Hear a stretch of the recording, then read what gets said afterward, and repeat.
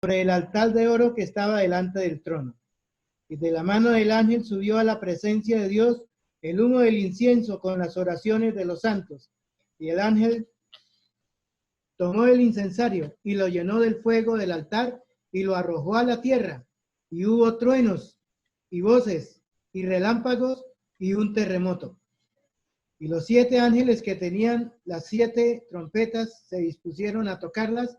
El primer ángel tocó la trompeta y hubo granizo y fuego mezclados con sangre, que fueron lanzados sobre la tierra, y la tercera parte de los árboles se quemó, y se quemó toda la hierba verde. El segundo ángel tocó la trompeta, y como una gran montaña ardiendo en fuego, fue precipitada en el mar, y la tercera parte del mar se convirtió en sangre. Y murió la tercera parte de los seres vivientes que estaban en el mar, la tercera parte de las naves fue destruida. El tercer ángel tocó la trompeta, y cayó del cielo una gran estrella, ardiendo como una antorcha, y cayó sobre la tercera parte de los ríos y sobre las fuentes de las aguas. Y el nombre de la estrella es Ageno, y la tercera parte de las aguas se convirtieron en Ageno, y muchos hombres murieron a causa de esas aguas, porque se hicieron amargas. El cuarto ángel tocó la trompeta, y fue herida la tercera parte del sol, la tercera parte de la luna, la tercera parte de las estrellas, para que se oscureciese la tercera parte de ellos, y no hubiese luz en la tercera parte del día, y asimismo de la noche. Y miré, y ahí oía un ángel volar por en medio del cielo, diciendo a gran voz: ¡ay, ay, ay de los que moran en la tierra, a causa de los otros toques de trompeta que están para sonar los 3 ángeles! Bueno, hermanos, yo tengo que reconocer que no soy un experto en Apocalipsis, pero podemos mirar este libro y, bueno, con la ayuda del Señor, aprender de él. Empezamos este capítulo 8, después de haber tenido el paréntesis del capítulo 7, donde los 144,000 fueron sellados, que fue lo que vimos hace 8 días. Este capítulo contiene la apertura del 7º sello, que habíamos dejado en el final del capítulo 6, y que el apóstol Pablo observa que hay 7 ángeles en pie ante Dios.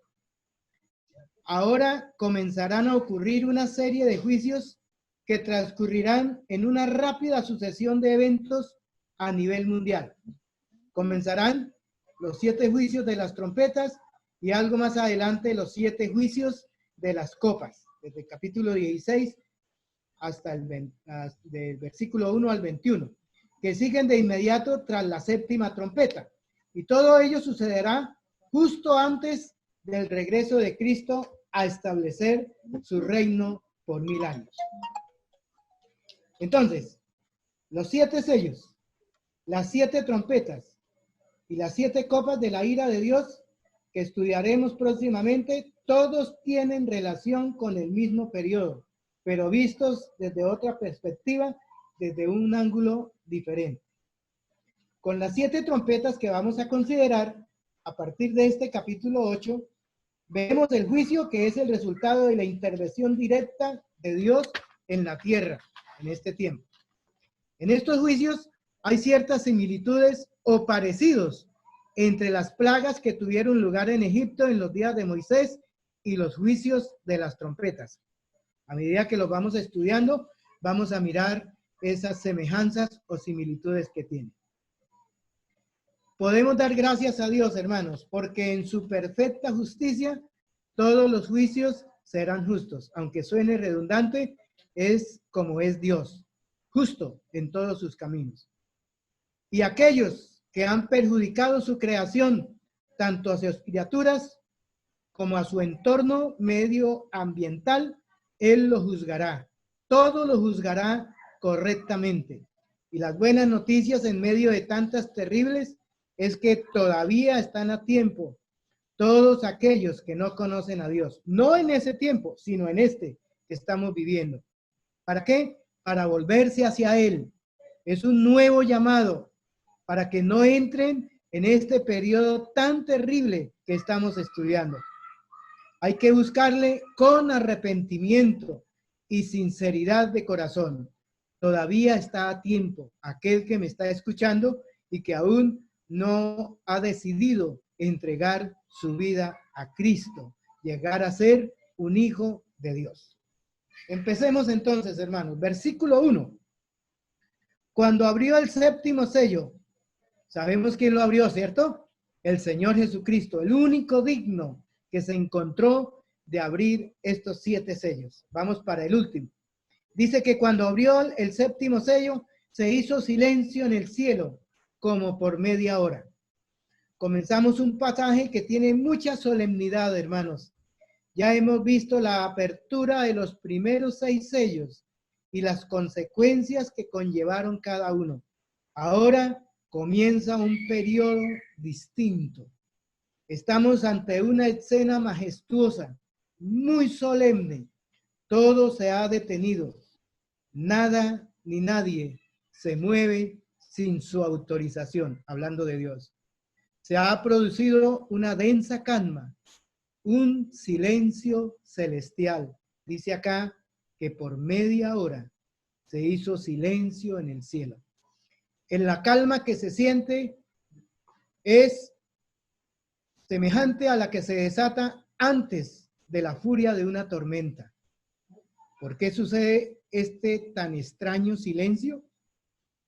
Este silencio del versículo 1 de este capítulo 8 de Apocalipsis marca la transición entre la gracia y el juicio. Él está esperando hoy, le está esperando a usted, nuevo llamado. Si usted todavía no ha ido a Él, usted todavía está a tiempo y puede acercarse a Él ahora mismo. Él es un Salvador misericordioso. Acuda a Él en esta hora y será salvo por toda la eternidad y librado de estos juicios. Este es un silencio solemne porque nos habla de Dios, nos habla de su majestad, nos habla aún al estudiar este capítulo antes de que suceda, de cómo Él está esperando que aún los pecadores se vuelvan a Él. Como dijimos ya, hermanos, este capítulo contiene la apertura del último o séptimo sello y que el apóstol Juan observa que hay 7 ángeles en pie ante Dios. Ahora empezarán a ocurrir una serie de juicios que transcurrirán en una rápida sucesión de eventos a nivel mundial. Comenzarán los 7 juicios de las trompetas y más adelante, como ya dijimos, los juicios de las copas de la ira, que siguen de inmediato tras la 7ª trompeta. Y todo esto sucederá justo antes del regreso de Cristo a establecer su reino. El 7º sello del documento contiene las 7 trompetas y la 7ª trompeta contiene las 7 copas. Juan, privilegiado espectador y testigo excepcional de estas visiones, relató el silencio de estupefacción que se hizo en el cielo, no por un instante, sino por nada menos que media hora, en señal de asombro y anticipación por la realidad cruenta de los juicios que Dios estaba a punto de desatar. Entonces, abordaremos la apertura del 7º y último sello. Juan asistió a un sobrequejador silencio, como ya lo vimos, en el cielo, en el primer versículo del capítulo 8. Y ahora podemos encontrarlo mirando los juicios que han de venir a la tierra después de este gran silencio. Versículo 2. Y vi a los 7 ángeles que estaban en pie ante Dios, y se les dieron 7 trompetas. En Apocalipsis, las trompetas anuncian juicios inminentes. Las trompetas tienen mayor intensidad que los sellos, pero no son tan destructivas como los siguientes juicios finales de las copas. Ocurren durante los últimos 3 años y medio, llamados la gran tribulación. Pero no sabemos cuál es el tiempo exacto de cada uno de estos juicios, excepto que los efectos del quinto juicio de trompeta durarán 5 meses. Es el único que tiene un tiempo señalado. Como veremos, las primeras 4 trompetas anuncian la destrucción divina de la ecología terrestre, mientras que las últimas 3 corresponden a la devastación demoníaca de la tierra. Aquí se nos presenta a 7 ángeles formando un grupo muy especial. Estos 7 ángeles portaban 7 trompetas. Estas 7 trompetas tenían un significado muy especial en Israel. O sea, las trompetas en sí tenían significado especial en Israel. En las visiones del Antiguo y el Nuevo Testamento, la trompeta siempre ha sido símbolo de la intervención de Dios en la historia de la humanidad. En el libro de Números podemos leer cómo Moisés recibió instrucciones de parte de Dios para preparar 2 trompetas de plata. Y estas trompetas solían ser utilizadas en la marcha por el desierto con un propósito doble. En primer lugar, para convocar al pueblo a reunión y por otro lado para dar la señal de partida. En Números capítulo 10, versículo 2, dice: hazte 2 trompetas de plata, de obra de martillo las harás, las cuales te servirán para convocar la congregación y para hacer mover los campamentos. Cuando más adelante Israel entró a la tierra prometida, estas trompetas iban a ser utilizadas para un nuevo propósito distinto a los anteriores. En los versículos 9 y 10 de Número 10 también leemos: cuando saliereis a la guerra en vuestra tierra contra el enemigo que os molestare, tocaréis la alarma con las trompetas y seréis recordados por Jehová vuestro Dios y seréis salvos de vuestros enemigos. Y en el día de vuestra alegría y en vuestras solemnidades y en los principios de vuestros meses, tocaréis las trompetas sobre vuestros holocaustos y sobre los sacrificios de paz, y os serán por memoria delante de vuestro Dios, yo Jehová vuestro Dios. Y ahí también en Números 10, en el versículo 4 leemos: mas cuando tocaren solo una, entonces se congregarán ante ti los príncipes, los jefes de los millares de Israel. Lo que tenemos aquí es la voz del Señor Jesucristo. Él da una voz de mando, poderosa. La trompeta de Dios es su propia voz. Su voz sonará como una trompeta, tal y como leemos en las Escrituras. En el primer capítulo de Apocalipsis, en el versículo 10, ya observamos algo similar. Aquí Juan nos dice que él escuchó una gran voz como de trompeta y que él se volvió para ver. ¿Y qué fue lo que vio? A Cristo crucificado. Según algunos estudiosos bíblicos, las 7 trompetas de Apocalipsis tendrán como consecuencia el retorno de los israelitas a su tierra natal, a Israel. Sabemos que los judíos han estado regresando a su tierra, pero en este tiempo el regreso será masivo. Es al sonido de la trompeta, a la voz de mando de Dios que lo hará. Entonces se cumplirá completamente la profecía del retorno de Israel a su tierra.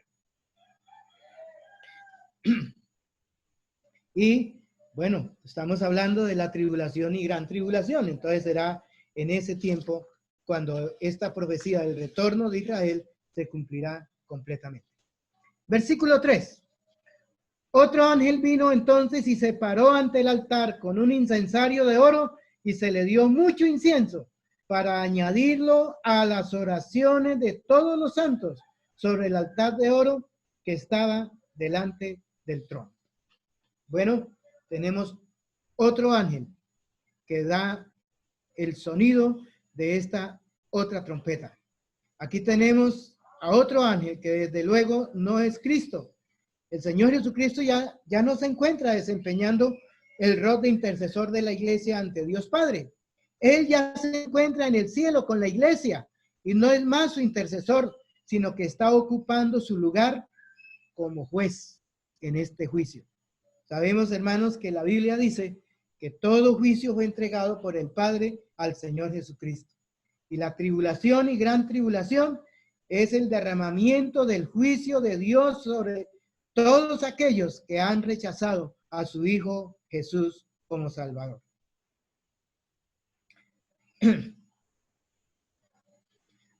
Aparece ahora un altar de oro en el cual se ofrecen las oraciones, es decir, un lugar de intercesión, y el incienso suele compararse en la Biblia a las oraciones de los creyentes.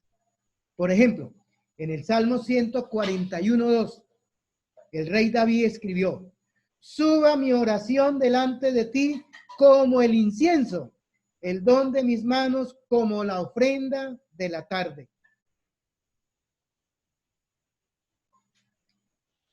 En la época actual, una oración en el nombre del Señor Jesús representa el verdadero incienso que a Dios le agrada escuchar en los labios de sus hijos.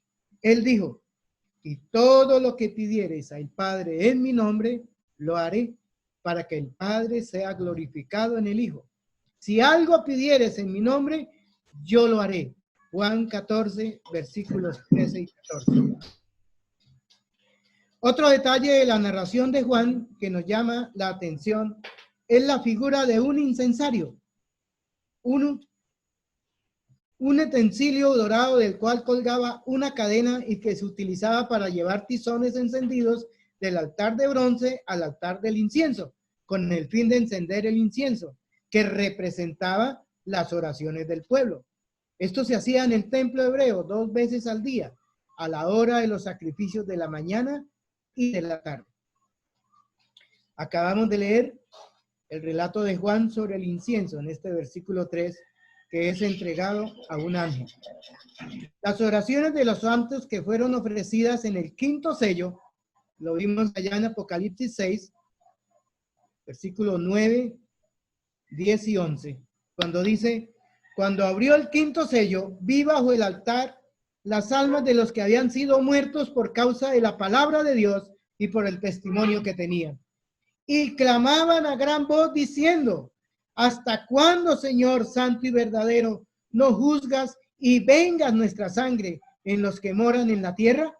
Y se les dieron vestiduras blancas y se les dijo que descansasen todavía un poco de tiempo hasta que se completara el número de sus consiervos y sus hermanos que también habían de ser muertos como ellos. Apocalipsis 6, del 9 al 11. Entonces, ¿qué pasa con ellos? Reciben su respuesta ahora a causa de la persona y el sacrificio de Cristo por ellos. Ellos estaban clamando allí que fueran vengados. Vamos a mirar versículos 4 y 5. Y de la mano del ángel subió a la presencia de Dios el humo del incienso con las oraciones de los santos. Y el ángel tomó el incensario y lo llenó del fuego del altar y lo arrojó a la tierra. Y hubo truenos y voces y relámpagos y un terremoto. Aquí la escena que se nos describe se divide en 2 partes. En la primera, el ángel ofrece a Dios las oraciones de los santos. El altar es una figura que aparece frecuentemente en el escenario celestial de Apocalipsis. Ya lo vimos en el capítulo 6, versículo 9. Lo veremos en el capítulo 9, versículo 13 y en el capítulo 14, versículo 18. No puede ser el altar de los holocaustos, porque no hay sacrificios de animales en el cielo. Y esta es una escena que se presenta desde el cielo, sino que debe tratarse del altar del incienso. Este estaba delante del lugar santo en el templo de Jerusalén. Levítico capítulo 16, versículo 12. Después tomará un incensario lleno de brasas de fuego del altar de delante de Jehová y sus puños llenos del perfume aromático molido y lo llevará detrás del velo. Hermanos, aquí tenemos la idea de que la oración es como un sacrificio que se ofrece a Dios, un sacrificio. Las oraciones de los santos se ofrecen en el altar y como todos los otros sacrificios se elevan a Dios, envueltas en grato olor del incienso. Juan describe la siguiente escena de este cuadro. Es el mismo ángel tomando el incensario, lo llena de brasas del altar y lo arroja a la tierra. Y esto es el preludio del trueno y el terremoto y el comienzo de más terrores. Alguien lo definió de la siguiente manera. Las oraciones de los santos vuelven a la tierra en ira. Sus oraciones habían ascendido a los cielos y ahora la respuesta baja a la tierra. Los santos de la tribulación habían orado pidiendo justicia y juicio, como lo vimos en el capítulo 6. Y ahora los pueblos de la tierra, habiendo rechazado la muerte de Jesucristo para justificación y perdón de sus pecados, ahora tienen que soportar el juicio de sus propios pecados. Y dice el versículo también, y hubo truenos. Esto anticipa la cercanía de la tormenta del juicio de Dios. Y luego menciona, y voces. Eso revela que todo lo que está sucediendo es producto de la dirección de Dios y no es obra de las fuerzas de la naturaleza. Dios, repetimos, está en control de todo lo que está sucediendo. Esto es muy importante, porque aunque el anticristo, el falso profeta y Satanás mismo van a tener autoridad en la tierra en ese entonces, es todo controlado y bajo la autoridad de Dios. Ellos no pueden hacer nada sin que Dios se lo permita. Entonces Dios los utiliza para que esos juicios sean derramados sobre la tierra. Versículo 6. Y los 7 ángeles que tenían las 7 trompetas se dispusieron a tocarlas. Todo esto que hemos visto es el preludio de lo que Juan vio antes de ser derramados estos 7 juicios. La visión de las trompetas marcarán el comienzo del periodo más intenso y dramático de la gran tribulación. Hermanos, la primera parte de este periodo de 7 años se llama tribulación, 3 años y medio, o la mitad de la semana que llamó Daniel en su libro en el capítulo 9. A la mitad de la semana cambian las cosas. Y ahora estamos mirando lo que va a suceder en los siguientes o los últimos 3 años y medio de llamados la gran tribulación. Versículo 7. El primer ángel tocó la trompeta y hubo granizo y fuego mezclados con sangre que fueron lanzados sobre la tierra. Y la tercera parte de los árboles se quemó y se quemó toda la hierba verde. Granizo, nos acordamos de las plagas, ¿cierto? Sangre, el río Nilo convertido en sangre. La similitud la podemos ver entre estos juicios y las plagas que Dios envió a Egipto antes de salir su pueblo de allí. El primer toque de trompeta produce destrucción en la tierra, luego sobre el mar, luego sobre el agua dulce de los ríos y manantiales, luego sobre los cuerpos celestes. Así la marea de la destrucción se desata sobre cada parte del universo creado. En esta primera ocasión, el juicio de Dios cae sobre toda la vida vegetal, desde el pasto o hierba hasta los grandes árboles, como vimos ahí en el versículo. Toda clase de vida botánica se ve afectada. Notemos, sin embargo, que aquí se menciona que solamente es afectada una tercera parte. El fuego es el gran instrumento usado por Dios para este juicio.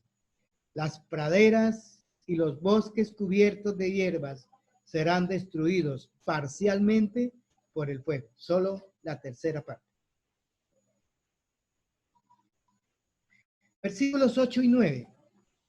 El segundo ángel tocó la trompeta y como una gran montaña ardiendo en fuego fue precipitada en el mar, y la tercera parte del mar se convirtió en sangre. y murió la tercera parte de los seres vivientes que estaban en el mar, y la tercera parte de las naves fue destruida. Ahora se habla del mar, que ocupa la mayor parte de la superficie terrestre. Nos han enseñado que es la 3/4 partes, ¿cierto? Es agua y 1/4 parte es tierra. El apóstol Juan no está diciendo aquí que una montaña ardiendo cayó o se precipitó al mar. Juan describe que era una masa, como si fuera una gran montaña ardiendo que se precipitó en el mar. Bueno, una teoría es que podría tratarse de un meteorito o un asteroide que al penetrar en la atmósfera en estado incandescente causará un impacto tal que creará un oleaje de enormes tsunamis que destruirá la tercera parte de las naves y barcos del mundo, como leímos en el versículo. Dice que al final la tercera parte de las naves que había en el mar fue destruida. Al referirse aquí Juan, que el mar se convirtió en sangre, podría tratarse de un acontecimiento conocido como marea roja, motivado por la contaminación masiva del agua debido a la presencia de miles de millones de microorganismos muertos causados por la colisión de la mencionada gran montaña, que cayó ardiendo en fuego y que fue precipitada en el mar, como estudiamos, como vemos acá en este versículo. Aunque también podría tratarse de sangre literal, como resultado directo del juicio de Dios, tal y como sucedió en una de las plagas del antiguo Egipto. Hermanos, ¿por qué utilizamos aquí las palabras podría trazarse, podría ser? Porque realmente, hermanos, solo los que estén en ese entonces se van a dar cuenta cómo será. Hay esas dos posibilidades, pero los que lo van a vivir, y muy probablemente nosotros que lo vamos a ver desde el cielo, vamos a decir, ah, eso era lo que quería decir el Señor. Entonces, realmente, el cumplimiento en sí está en la voluntad de Dios, como Él quiera hacer. Hermanos, no podemos imaginarnos el golpe que puede representar la pérdida de una tercera parte de los barcos, buques, navíos, barcos petroleros, veleros, submarinos, etcétera, del mundo en este entonces. La tercera parte de esas naves, dice aquel versículo, será destruida.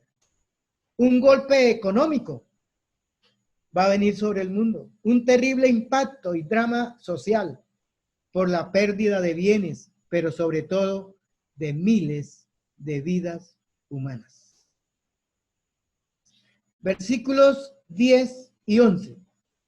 El tercer ángel tocó la trompeta y cayó del cielo una gran estrella, ardiendo como una antorcha, y cayó sobre la tercera parte de los ríos y sobre las fuentes de las aguas. Y el nombre de la estrella es Ajenjo. Y la tercera parte de las aguas se convirtió en Ajenjo. Y muchos hombres murieron a causa de esas aguas, porque se hicieron amargas. Aquí leemos como otro cuerpo celeste, quizá un cometa, dado que a su paso va dejando una estela gigante, se desintegrará al aproximarse a la Tierra, y los escombros contribuirán a contaminar aún más la Tierra. Hermanos, es posible que sea esto, pues Juan escribió en su lenguaje, en su tiempo, las cosas como él las veía.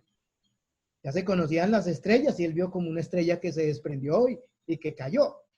Pero nuevamente, los que vivan en ese entonces se van a dar cuenta que era lo que Juan estaba describiendo. Puede ser que sea un cometa. Puede ser por la descripción que da aquí Juan en su libro. Imagínense, Juan escribió hace más de 2000 años. Entonces, escribió de acuerdo a lo que conocía, a las cosas que él había vivido, pero de todas maneras tenemos acá un relato de ese juicio también.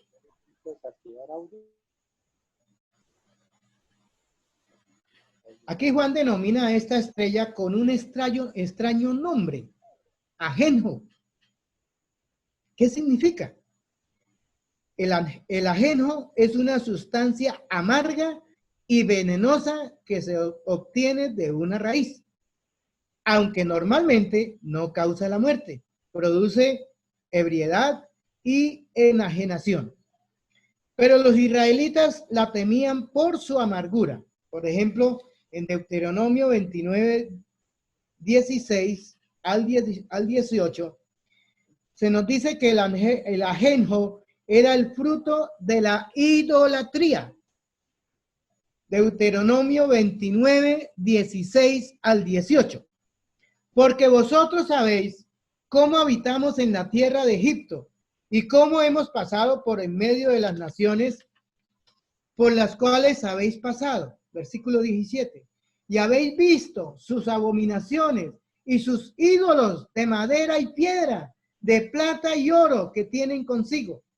No sea que haya entre vosotros varón o mujer, o familia o tribu, cuyo corazón se aparte hoy de Jehová nuestro Dios, para ir a servir a los dioses de esas naciones. Y miren lo que dice esta última parte. No sea que haya en medio de vosotros raíz que produzca hiel y ajenjo. Entonces la mención acá es como los israelitas debían temer a la idolatría, porque es como la hiel y el ajenjo. También Dios amenazó a los falsos profetas por medio de Jeremías de que les haría comer ajenjo y beber agua envenenada. Jeremías capítulo 9, versículos 14 y 15. Dice, antes se fueron tras la imaginación de su corazón y en pos de los Baales, según les enseñaron sus padres. Por tanto, así ha dicho Jehová de los ejércitos, Dios de Israel. He aquí que a este pueblo yo les daré a comer ajenjo y les daré a beber aguas de hiel. Más o menos parecido a lo que está diciendo Deuteronomio. Y también en Jeremías, capítulo 23, versículos 14 y 15. Y en los profetas de Jerusalén he visto torpezas, cometían adulterios y andaban en mentiras, fortalecían las manos de los malos para que ninguno se convirtiese de su maldad, que fueron todos ellos como Sodoma y sus moradores como Gomorra. Por tanto, así ha dicho Jehová de los ejércitos contra aquellos profetas. He aquí que yo les hago comer ajenjos y les haré beber agua de hiel, porque de los profetas de Jerusalén salió la hipocresía sobre toda la tierra. Entonces, ya Dios a Israel había advertido tanto al pueblo como a los profetas idólatras. Les daría a comer ajenjo y hiel también, agua de hiel. Entonces, esto nos habla, hermanos, que el ajenjo representa la amargura del juicio de Dios sobre los desobedientes. Y en la gran tribulación se van a dar cuenta de esto, cuando Dios derrame estos juicios. En este caso, por ejemplo, el ajenjo causará la contaminación del agua dulce. Y eso significa una cosa, muerte y sequía. Si algo necesita el ser humano, es el agua. ¿Sí o no? Vital para la vida. Sin agua no es posible vivir.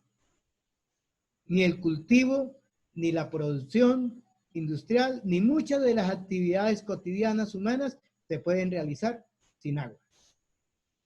¿Cuánto dependemos del agua de nuestros ríos, hermanos? Valga la oportunidad aquí para decir que debemos cuidarlos, que no debemos hacer como aquellos que botan lo que sea a un río, a una quebrada, contaminándolos. Debemos cuidarlos y ojalá protegerlos hasta donde no sea posible. Es parte de la administración que Dios le dio a Adán y a nosotros como descendientes de él. Entonces debemos cuidar la naturaleza. Pero aquí el juicio de Dios se derrama y el ajenjo va a contaminar el agua saludable, el agua potable. Y por esta razón, entonces, va a haber muerte y sequía. Durante la gran tribulación, las aguas dulces se convertirán en amargas debido a la contaminación producida por ese, como dice acá, esa estrella ardiendo como una antorcha. Algunos dicen que puede ser un cometa, pero utilicemos el lenguaje de Juan. Estrella ardiendo como una antorcha, para que no entremos en discusión. Bien, seguimos. Versículo 12. El cuarto ángel tocó la trompeta y fue herida la tercera parte del sol, la tercera parte de la luna, la tercera parte de las estrellas, para que se oscureciese la tercera parte de ellos y no hubiese luz en la tercera parte del día y asimismo de la noche. Bueno, no va a haber completa oscuridad. Es la tercera parte de los astros que va a oscurecerse. En cada sonido de trompeta vemos que un terrible juicio gradual desciende sobre la tierra. En este caso, de forma sobrenatural, Dios reducirá en una tercera parte la luminosidad de los cuerpos celestes. La pérdida de luz y calor solar producirá inevitablemente una reducción radical de la temperatura, produciendo cambios drásticos en la meteorología y en los ciclos biológicos y botánicos. Juicios de Dios. Ahora, ¿quiénes serán los protagonistas? Los astros. La tercera parte del sol, la tercera parte de la luna y la tercera parte de las estrellas se oscurecerá la tercera parte de ellos cuando el cuarto ángel toque su trompeta. Tanto de día como de noche serán afectados estos astros sobre la tierra. Ahora, el Señor Jesús indicó que en la gran tribulación habría señales especiales en los cuerpos celestiales. El Señor Jesucristo mencionó este tema en el Evangelio de Mateo, capítulo 24, versículo 29. Evangelio de Mateo, capítulo 24, versículo 29, donde dice: e inmediatamente después de la tribulación de aquellos días, el sol se oscurecerá y la luna no dará su resplandor y las estrellas caerán del cielo y las potencias de los cielos serán conmovidas. Y como acabamos de mencionar, las leyes de la naturaleza se verán severamente alteradas debido a esta ausencia de la luz solar. Bueno, hay que decir que también algunos interpretan esta mención del Señor Jesucristo hablando de personas, estrellas que caen del cielo como personas que tienen autoridad y que sucumbirán.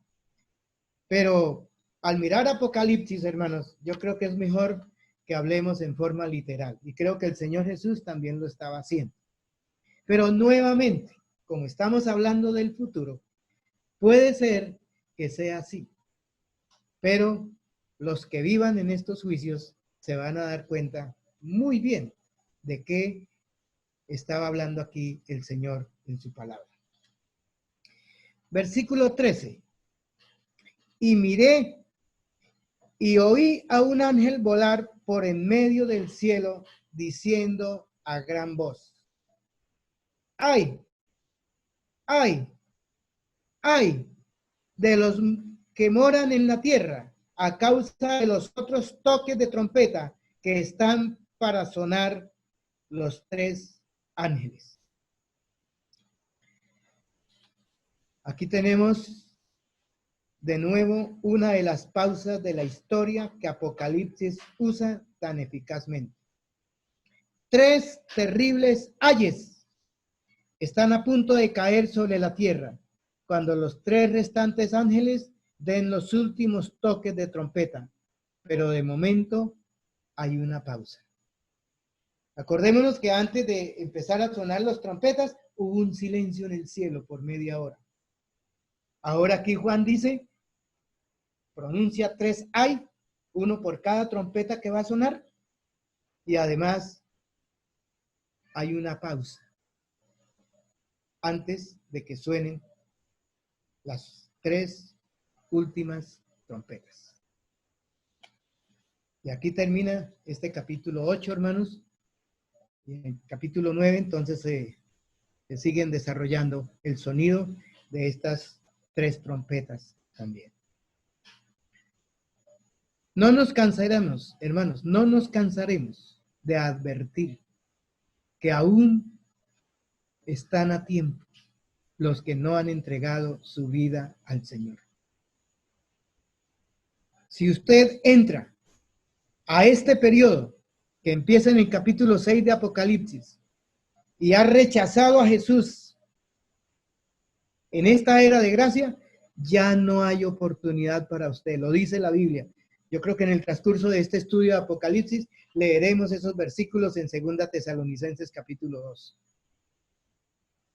Entonces, he aquí ahora el tiempo aceptable, he aquí ahora el día de salvación. No espere más. El Señor puede venir hoy, en este momento, y entra de una vez este periodo que dijo Jesús, no ha habido en la tierra ni lo habrá. Es un riesgo usted seguir esperando. Entregue su vida a Jesús para que escape de este juicio, para que acoja esa gran oferta de salvación que hoy el Señor está ofreciendo. Sus brazos de amor y misericordia y de gracia aún están abiertos para usted. No lo deje para mañana. Puede ser demasiado tarde. No solo por la venida del Señor. Usted puede morir hoy. ¿Quién dice que no? Para morirse no hace falta sino estar vivo. Entonces es mejor asegurarse. Entregue su vida a Cristo. Usted sin Cristo está camino al infierno. Y Él le está ofreciendo una salvación muy grande. Entregue su vida al Señor. Es el único que puede salvarlo. Juan 14:6 dice, yo soy el camino, la verdad y la vida. Nadie viene al Padre sino por mí.